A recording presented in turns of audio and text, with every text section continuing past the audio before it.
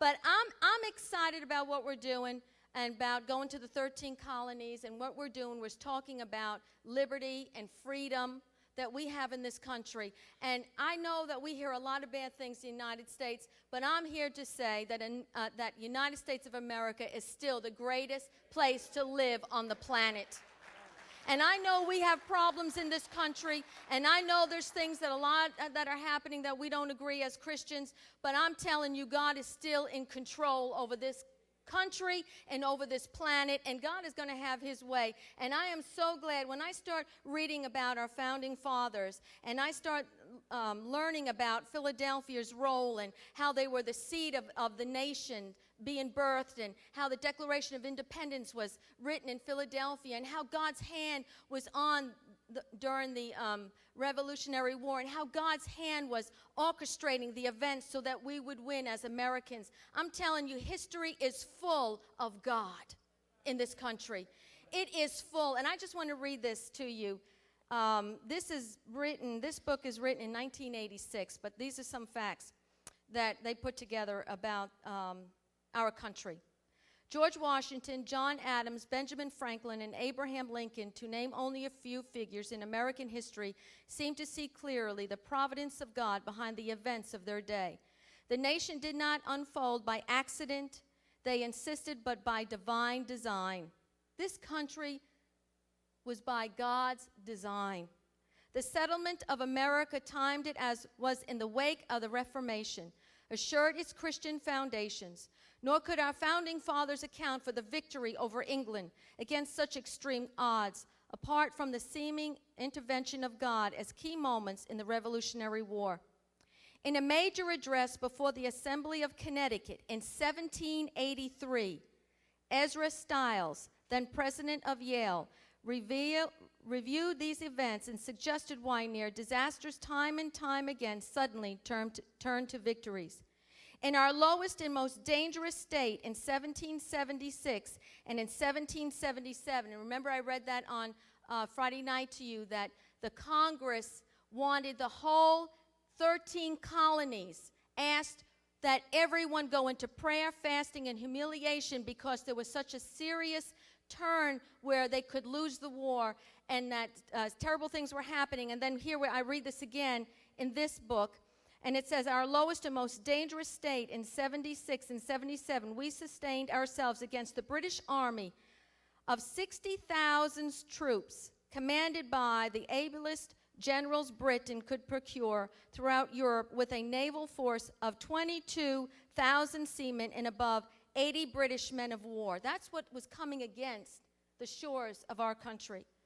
But who but a Washington, inspired by heaven, asked Stiles, could have conceived the surprise move upon the enemy at Princeton that Christmas Eve when Washington and his army crossed the Delaware? Who but the ruler of the winds, he asked, could have delayed British reinforcements by 3 months of contrary ocean winds at a critical point of the war? Did you just hear that? 3 months God stopped the ships coming to America.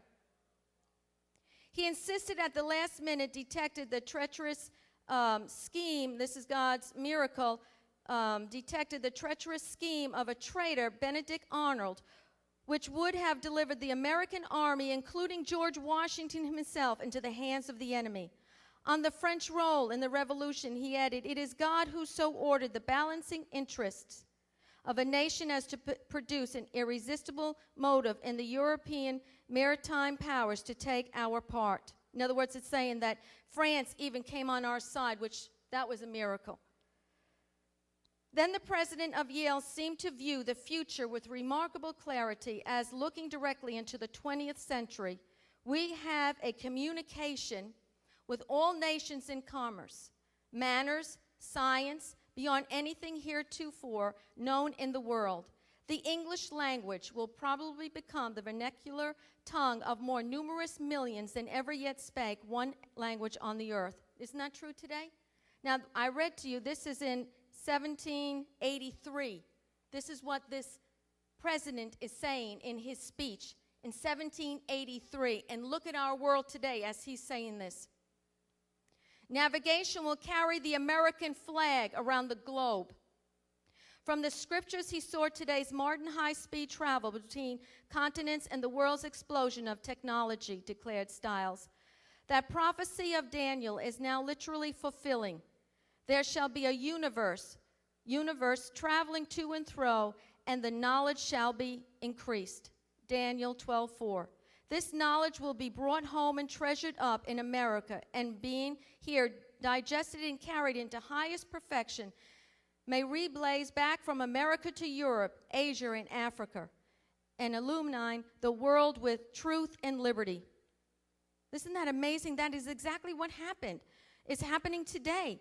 But even then, Stiles warned that the entire American system, now listen to this, good as it was, would prosper only as men, not merely normal Christians claiming a name only, would make it work. In view of God's hand in the long string of events that had produced a new nation with new freedoms, Stiles said, the United States, under particular obligation and peculiar obligation, is to become a holy people unto the Lord our God. 1783. And I'm so excited that our president would ask that the people of the United States would pray for our leaders, that we would pray for the men and the women in Iraq in this war. And he asked that we would pray Friday and Saturday and Sunday. And it is our duty as American citizens. Are you an American citizen? Then it is our duty to pray, as our Commander-in-Chief has asked us. And I am proud to be an American citizen. I am so thankful that I live on a continent where that flag still represents liberty and freedom for all. And our purpose in going to these 13 colonies or states is to bring back the common thread that they had, that why they wanted to fight England was because they believed that it was a God-given right that we as Americans would have liberty. Liberty. And I want to tell you something, that when Thomas Jefferson drafted the Declaration of Independence, he put in there that slavery needed to be abolished. And do you know that when it was brought before Congress, they said we cannot deal with slavery and this war with England at the same time. We will deal with it later. But even back then, this country knew that we needed to be free. We needed to be, everyone needed to have liberty, that we all had equal rights. That's why this country went to war against England, because they didn't want anyone to tell them how to worship God. They didn't want a tyrant over them. They wanted a land that was free. And our country was birthed in freedom. Freedom. Freedom. And we have to fight for that freedom today. And I'm telling you this, that it is the responsibility of the Church of Jesus Christ through all denominations that we pray for this country, that we do not allow the enemy to come in and take our land. I did not live through World War II, and most of you haven't lived through World War II either. But I am telling you, there are many men and women that have given up their lives for this country, and we have the benefit of living in a free country today. And if God puts it on the heart of the president of this country to pray, and if God says, if he worked back in the 1700s, will he not work the same today? In this year, will he not work the same? We have a responsibility as American citizens.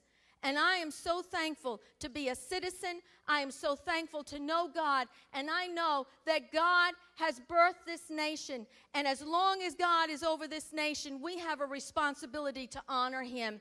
And I don't know about you, but I have a responsibility. And that responsibility is to lift up my nation before God, and believe that God is not done with this great country, that there is yet many things that this country has to do in the name of God.